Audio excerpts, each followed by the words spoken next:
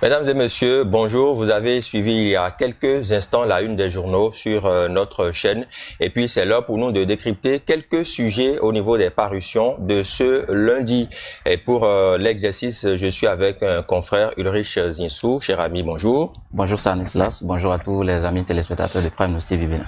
Exactement. Merci d'avoir accepté notre invitation. Un plaisir. Je rappelle que vous êtes journaliste à Le Potentiel. Et justement, à la une de votre parution aujourd'hui, vous êtes revenu, comme tous les autres confrères d'ailleurs, sur cette folle actualité concernant les tensions entre le Bénin et le Niger, avec plusieurs déclarations, plusieurs réactions.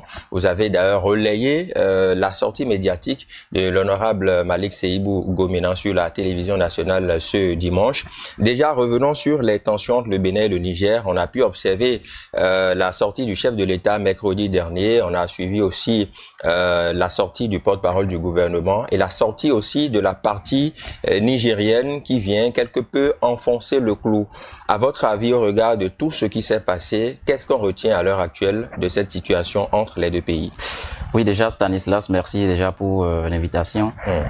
C'est un réel plaisir quand même toujours de décrypter l'actualité de cette manière, de le dire ainsi, parce que vous savez, le Bénin, le Niger, comme moi, vous savez que ce sont des pays frères, comme on a l'habitude de dire, ce sont des pays amis.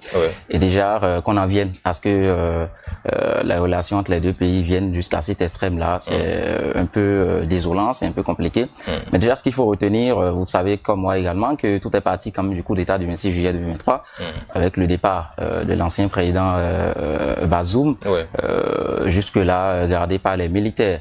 Maintenant, le Bénin, quand même en tant que membre, tout comme le Niger de la CEDEAO, en tant que pays souverain, en tant que pays patriotique, c'est quand même mis derrière la CEDEAO pour respecter les décisions qui consistaient à fermer les frontières avec le Niger, tout comme le Nigeria, tout comme également les autres pays. Le Nigeria est parti jusqu'à même couper l'électricité au Niger, on en a vu avant de rétablir. Donc il faut dire que tout est parti de là, mais le Bénin, aujourd'hui on accuse le Bénin quand même de respecter les sanctions de la CEDEAO, on accuse le Bénin quand même d'avoir une position ferme vis-à-vis de ce que nous appelons coup d'État, qu'on ne peut quand même pas encourager. On a vu dans les autres pays comme le Niger, d'abord le Niger, on a vu au Burkina Faso, on a vu également au Mali, on a vu ce que c'est devenu aujourd'hui quand on parle de ces affaires de coup d'État. Donc aujourd'hui, qu'on condamne le Bénin parce que le Bénin a décidé de fermer sa frontière, mais a également, comme en tant que pays souverain, je l'ai dit, a décidé également de rouvrir sa frontière. Le Bénin en a fait, le président Patrice Talon était encore à Abuja au Nigeria lors de ce sommet qui levait les sanctions, quand il a demandé quand même qu'on lève cette sanction-là, qu'on ouvre la frontière. Mais aujourd'hui, le Niger a décidé, mordicus, de ne pas ouvrir sa frontière parce que les autorités, comme vous l'avez dit tout à l'heure, le Premier ministre estime que oui, le Bénin, au niveau de la zone nord, forme des terroristes qui vont déstabiliser le Niger, également abrite également des bases militaires françaises. Donc aujourd'hui, que ces relations viennent jusqu'à cet extrême-là, que ces relations de plus en plus se dégradent, c'est une désolation. Et il faut qu'au-delà de tout, les autorités de ces deux pays, notamment les autorités nigériennes, puissent comprendre que non, le Bénin a fait ce qu'il doit faire. Et aujourd'hui, les autorités ont montré quand même une certaine volonté quand même de rétablir. Le président Patrice Talon, vous l'avez dit, lors de sa déclaration le mercredi, a dit qu'il a envoyé son ministre des Affaires étrangères plusieurs fois au Niger pour discuter, pour négocier. Il y a également des documents, des lettres qui ont été envoyées à Tiani, le chef de l'État nigérien. Il a rappelé également lors de son discours sur l'état de la nation devant la présentation nationale en décembre dernier. Donc il faut dire qu'aujourd'hui, nous avons vu les autorités béninoises qui sont quand même dans une dynamique de pacification, une dynamique de négociation pour que, qu'on le veuille ou non, le Bénin et le Niger puissent reprendre les relations comme cela se doit. Oui, mais on se pose la question de savoir qu'est-ce qui pourrait motiver la partie nigérienne vendredi dernier à faire cette sortie-là et à faire une déclaration sans fondement, on peut le dire, parce qu'on sait que sur l'échiquier mondial, eh bien, toutes les bases militaires sont quand même répertoriées et au Bénin, il y en a pas. Pourquoi la partie nigérienne s'obstine à vouloir affirmer aux yeux du monde quelque chose qui n'existe pas en réalité? Oui, il faut dire, Stanislas, que vous savez, qu'on le veuille ou non, aujourd'hui, le Bénin est une puissance coloniale, colonisée par la France, et aujourd'hui, les autorités nigériennes ont décidé de se mettre derrière la Russie, qui est quand même un partenaire partenaire qui n'est forcément pas du bon côté avec la France. Et déjà, derrière quand même cette dégradation des relations, on voit quand même d'autres problèmes, on voit également d'autres causes, des causes que nous ne voyons forcément pas directement, parce que quand on prend le Niger qui est soutenu derrière là-bas par la Russie, quand on prend les autorités, je dis pas que les autorités béninoises sont soutenues par les Français, mais au Bénin, il y a des instructeurs français, il y a des instructeurs d'autres pays également qui aident le Bénin quand même à lutter contre le terrorisme. Et on ne va pas quand même interdire à un pays qui estime qui n'a pas les moyens, que ce soit techniques ou financiers, ou bien tous les moyens qu'il faut pour pouvoir faire face à ce phénomène du terrorisme, de quand même s'associer avec d'autres pays ou bien d'avoir des instructeurs. Le Premier ministre Lamine Lazem, je crois, oui, est parti jusqu'à dire qu'au niveau du parc, il a identifié 5 zones dans la zone nord du Bénin. Il a même parlé du parc d'Ouvlé pour dire qu'il y a une base française. Donc je trouve quand même que les autorités nigériennes aujourd'hui qui sont venus au pouvoir sans vraiment un argument qui convainc, qui sont venus au pouvoir sans un objectif vraiment précis, on a parlé d'insécurité, et c'est tout ce qu'on nous a dit. Aujourd'hui, ont compris elles-mêmes, du moins les autorités, qu'il y a vraiment plus d'enjeux, il y a vraiment plus d'arguments avancés. Il faut trouver des moyens de montrer au peuple que non, c'est les Béninois qui sont mauvais, c'est les Béninois, c'est les autorités, c'est Patrice Talon qui ne veut quand même pas qu'on puisse avoir notre souveraineté. Mais donc, on sait quand même comment ces autorités nigériennes là sont venues quand même au pouvoir. Ouais, c'est ça, je dis justement. On sait que c'est un coup d'État qu'on a inventé. Voilà, ce n'est pas la belle preuve, la belle preuve. Il y a vraiment pas un document, il y a vraiment pas. On parle de transition au Niger, mais il y a vraiment pas une procédure vraiment qui montre que oui, il y a une transition en cours. On prend le Gabon actuellement qui a fini la dernière fois son dialogue, qui ira aux élections bientôt. On a vu le Tchad, même si c'est pas un exemple de transition également. On a également vu au Mali où il y a eu un dialogue intermalien où il a été décidé de conduire la transition jusqu'à 5 ans. Là encore, c'est un autre débat. Mais il faut dire quand même que les autorités nigériennes aujourd'hui n'ont pas, on n'est pas en train de voir quand même un programme, un calendrier qui a été établi. On n'est pas en train de voir vraiment une dynamique de faire vraiment une transition qui puisse permettre aux Nigériens de revenir au système normal qui est de remettre le pouvoir aux civils. On a vu le président Bazoum qui, juillet 2023, est encore gardé. On ne sait où, on dit qu'il est gardé à la présidence, mais pourquoi celui à qui vous avez fait un coup d'État, mais il faut le laisser, il faut quand même qu'il puisse qu'il y a d'autres occupations. On est en train de mener des démarches actuellement pour lever son immunité, pour le condamner encore dans des affaires de trahison, de haute trahison. Tout à fait. Alors, tout ça montre quand même que demain n'est pas la veille, parce que les relations entre les deux pays, on ne sait pas vraiment sur quel pied danser. On espère quand même au détour de ces analyses-là que les deux parties pourront quand même s'accorder pour pacifier les relations, parce que nous en avons besoin. Le chef de l'État, Patrice Talon, l'a martelé récemment. Nous sommes des pays amis et frères depuis de longues dates, et il faudrait qu'on le reste. Mais à quand la fin, justement, Ulrich Zinsou, quand vous observez toutes ces situations-là? À quand la fin de ce bras de fer? Est-ce que vraiment on peut espérer que d'ici les prochains jours ou tout au plus les prochaines semaines, cela puisse être réglé définitivement? Oui, vous savez, nous étions justement dans cette dynamique. Je parle des autorités béninoises qui ont parlé de négociations d'envoi également de l'émissaire béninois, le ministre des Affaires étrangères, Cheikh Oumakari. Mais la situation s'est empirée, Stanislas, depuis lundi dernier, ça fait exactement une semaine, que le Bénin a encore décidé de bloquer le pétrole nigérien au niveau de Semenkoji.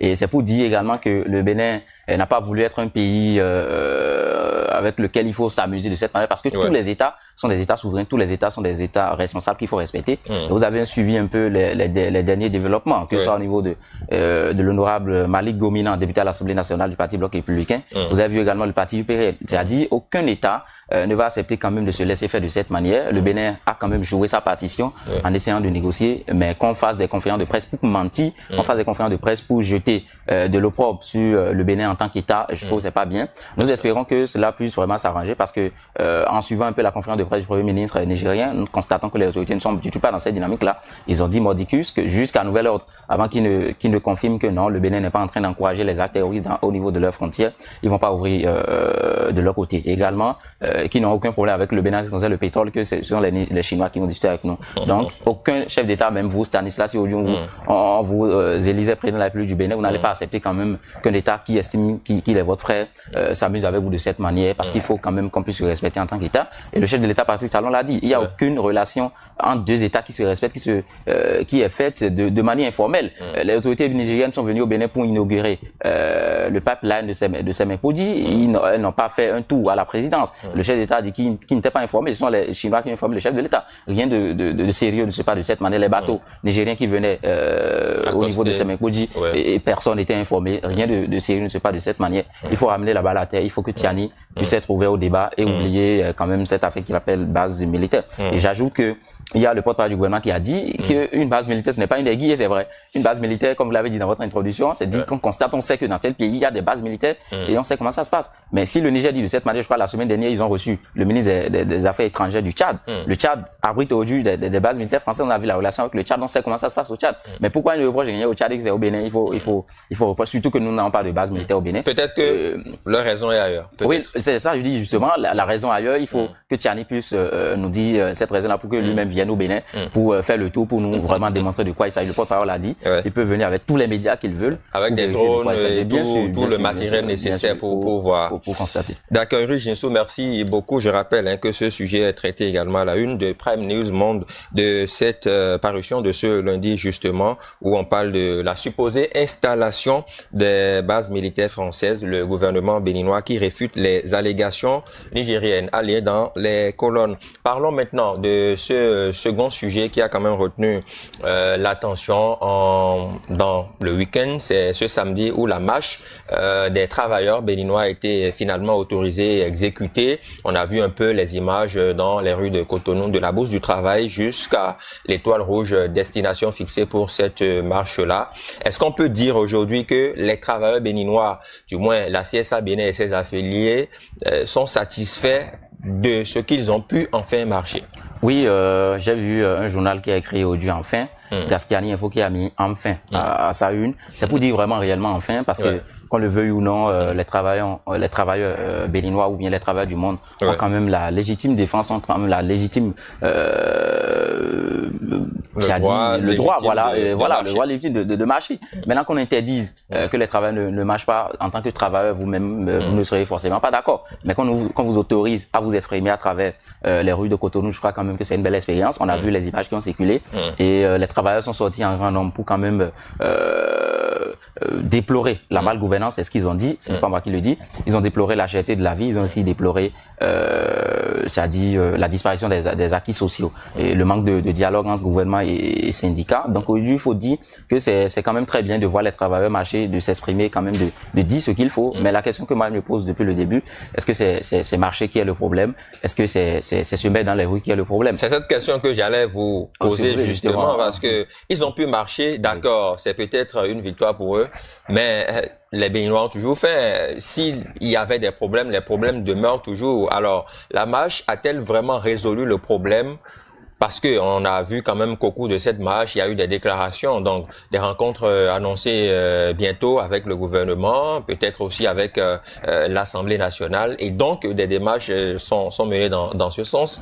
La marche finalement, ça leur a permis peut-être de faire du sport, mais rien d'autre pratiquement. Oui, il faut le dire, je dirais peut-être pas ainsi, mais qu'on le veuille ou non, Stanislas Samon, quand on parle des lois qui encadrent le droit de travailler, qui encadrent le droit à l'embauche et tout, il y a quand même ces dispositions qui sont prises, soit la grève ou bien il faut marcher avec des moyens passifs. C'est pourquoi ils ont parlé de marche pacifique. On estime que, qu'on le veuille ou non, au niveau du Bénin ou bien au niveau des autres frontières, au niveau de la communauté internationale, on a constaté qu'il y a des travailleurs qui sont en train de faire des revendications. Et c'est important. Même si le chef de l'État ou bien le ministère du Travail et de la fonction publique, le gouvernement est tranquille dans son coin, mais qu'on dise que les travailleurs ont marché, c'est déjà un signal fort. Et ça permet déjà de dire oui, ça ne va pas. Et il faut quand même que le gouvernement puisse agir. Donc, qu'on le veuille ou non, cela va contribuer quand même à juguler la crise qui est en cours au niveau des travailleurs. Bien vrai, ça n'a pas permis aux Béninois de se rassasier la marche, non. Mais on dirait que ça a quand même contribué à quand même que le gouvernement puisse accélérer quand même le dialogue social qu'ils ont toujours voulu, les discussions qu'ils ont toujours voulu auprès du gouvernement. Et qu'on le veuille ou non, même si ce n'est pas cette marche qui a quand même contribué à ce que le gouvernement puisse les rencontrer, la marche qui n'a pas été autorisée, je crois, il y a 2 semaines, au cours de cette marche, je crois, la veille, les médias ont annoncé que le ministre du Travail et de la fonction publique avait prévu rencontrer les travailleurs qui ont refusé. Donc c'est pour dire déjà que oui, on a constaté finalement ils ont décidé de marcher. Il faut qu'on les rencontre pour discuter parce que aucun gouvernement sérieux ne va jamais accepter quand même d'être toujours en train de voir les travailleurs dans les rues en train de marcher. Ça jette du discrédit sur le visage de ce pays-là. Il faut que le gouvernement comprenne. Tout à fait. Mais tel qu'ils ont présenté la situation, c'est à croire que c'est après la marche ou au cours de la marche que on a décidé de les rencontrer. Or, il faut situer le contexte, repréciser les choses. La rencontre prochaine avec le gouvernement, ou en tout cas le dialogue social, avait été prévu avant la marche. Il faut bien le restituer. Ouais, il faut bien le restituer ainsi. Bien vrai, c'était étonnant, c'est au cours de la marche que les travailleurs quand même ont annoncé qu'ils vont rencontrer bientôt le gouvernement pour dire que cela ne leur a pas empêché de marcher. On se demande véritablement quelles sont les réelles raisons qui sont quand même derrière cette marche-là. On sait comment ça se passe au Bénin bien avant 2016 où il y a des marches, on sait comment c'est organisé, on sait comment c'est fait.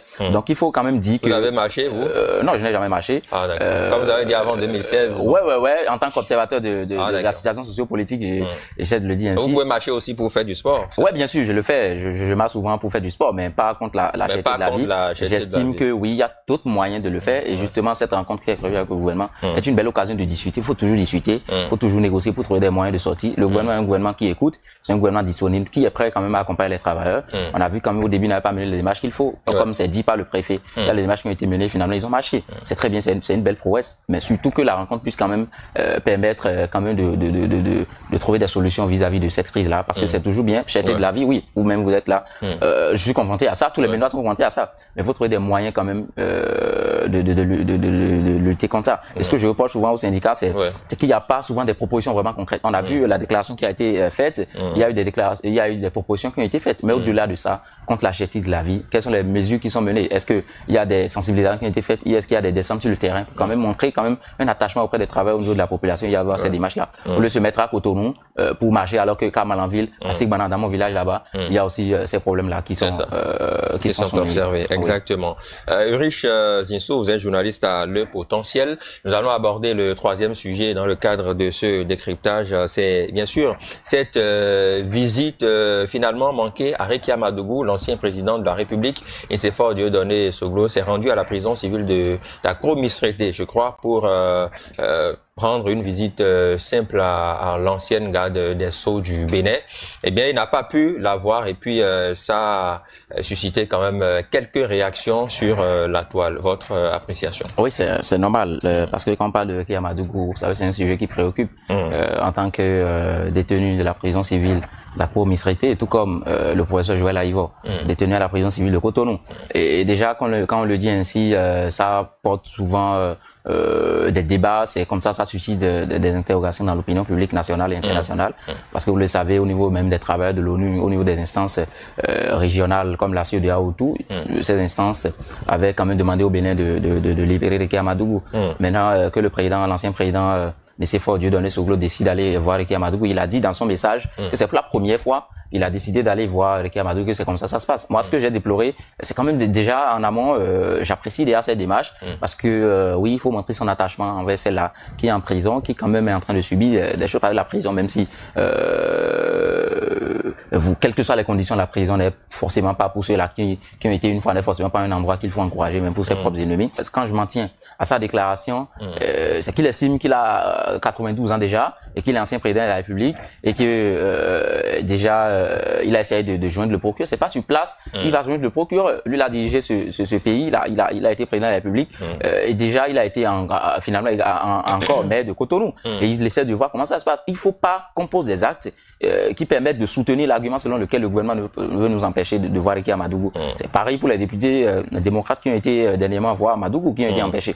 Moi, j'étais très déçu quand même de savoir que l'ancien président, c'est sur place, il décide de contacter le procureur Mario Mentornou, parce qu'on lui a interdit. Si on ne lui a pas interdit, d'accord, il va voir comment on appelle Rekia Madougou, après qui sait lui-même que l'article 113 du règlement intérieur qui régit les agences pénitentiaires, c'est-à-dire les prisons, les maisons d'arrêt, on va estimer qu'il faut avoir un permis de visite. Est-ce que c'est parce qu'il est ancien président de la République, c'est parce qu'il a 92 ans, et qu'on ne doit pas lui délivrer un permis de visite? La question se pose, Stanislas. Donc moi, j'estime que non. Il faut trouver toujours des moyens d'éviter quand même de poser des actes qui n'encouragent pas. Rekia Madougou, oui, c'est notre grande sœur, c'est elle est garde des Sceaux, oui, c'est vrai. Mais est-ce que c'est pour ces raisons qu'il faut pas respecter en tout cas, Rekia Madougou, ça la protège pas. Et quand même viennent débarquer la visite sans un permis de visite, c'est pas trop bien. On peut même dire que le fait d'avoir refusé cette visite à Ricky Amadougou, c'est aussi pour sa sécurité, parce que on ne peut pas quand même permettre à n'importe qui de venir lui rendre visite,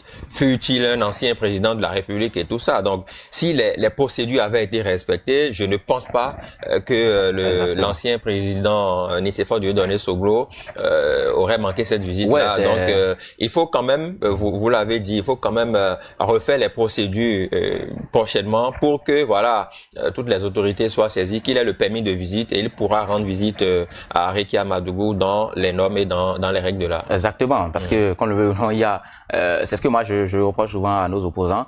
Si vous savez que vous voulez poser un acte et pour ne pas dire après que non, le gouvernement nous a interdit, parce que si vous fouillez un peu, le président va vous dire que non, les autorités n'ont pas voulu le laisser voir. Ricky Amadougou, non, c'est pas ce que la loi a dit. Il faut d'abord, oui, j'ai mené la démarche. On a vu les travailleurs. Ils ont dit qu'ils ont déposé une demande de marche pacifique auprès du préfet. Le préfet a refusé. Là, tout le monde a vu, tout le monde, ça dit, tous ceux qui avaient pris la parole avaient dit non, le préfet n'a pas ce droit parce que c'est parce que la loi dit. Mais à ce niveau, voilà, il brandit peut-être les arguments ou bien il brandit les preuves de ce qu'il a fait la demande, qui n'a peut-être pas abouti, ou bien ce qu'il a fait la demande qui a été interdite par les autorités. Là, c'est différent. Mais qu'il aille là-bas et qu'il dise qu'il veut voir Ricky Amadougou et qu'on lui dise non, il prend le téléphone, il dit qu'il a essayé de joindre le procureur spécial, que ça n'a pas marché trop. Non, c'est pas digne quand même d'un ancien président de la République. Je suis sûr que Nicéphore s'est peut-être trompé pour la première fois, mais il va quand même essayer de se retrouver, pourquoi pas pour les prochaines fois, pour quand même mener les démarches qu'il faut et pour quand même essayer de voir Ricky Amadougou, que nous souhaitons. C'est important qu'ils puissent voir Ricky Amadougou. Ils ont sûrement des choses à se dire. C'est pour l'intérêt général du peuple béninois. Ils sont deux fils du Bénin. Ricky Amadougou, c'est notre sœur, c'est notre grande sœur. Oui, mais semble-t-il qu'il a pu avoir la mère de Ricky Amadougou au téléphone. Oui, dans son véhicule. Voilà, non, dans son véhicule. Sur place. Oui, au téléphone. Voilà, sur place, il a pu avoir sa maman, il a discuté avec sa maman. C'est pas mal. Ricky Amadougou, la mère de Ricky Amadougou, c'est un lot de consolation. Heureusement, cela a pu marcher. Mais déjà, il faut que l'ancien président puisse mener les démarches. Vous l'avez dit. Qui soit-il, il faut qu'il mène les démarches qu'il faut marquer. Je ne peux pas débarquer à la présidence de ministère pour dire non, je veux rencontrer Ricky Amadougou. Encore vous, c'est Uri Jinsou. Ouais, je veux que moi, c'est Uri Jinsou. Ça peut encore passer. Voilà, donc non, bon, j'estime que non, il faut mener les démarches qu'il faut et quand même les députés démocrates qui étaient là-bas la dernière fois ont compris finalement que c'est ce qu'il faut. Nous sommes dans un pays qui se respecte, un pays démocratique qui respecte ses lois. Il faut quand même qu'on puisse nous-mêmes poser des actes qui montrent que nous sommes des citoyens qui respectent la République avec les tests de la République. Merci beaucoup à vous, Ulrich Zinsou, journaliste à Le Potentiel. Merci d'être passé par ici pour décrypter ces quelques sujets qui occupent l'actualité. Chez nous ici au Bénin, on a parlé déjà des tensions entre le Bénin et le Niger avec les différentes déclarations, les différentes réactions. Nous avons abordé en deuxième sujet la marche finalement autorisée des travailleurs. C'était samedi dernier. Ils ont pu marcher et exprimer leur mécontentement. On a vu les images. Et puis en troisième sujet, nous avons parlé de cette visite manquée à Ricky Amadougou par l'ancien président de la République, Nicéphore Dieudonné Soglo. Merci à toutes les équipes techniques et de réalisation autour de cette émission, le décryptage que vous allez retrouver demain aussi par le même canal. À bientôt.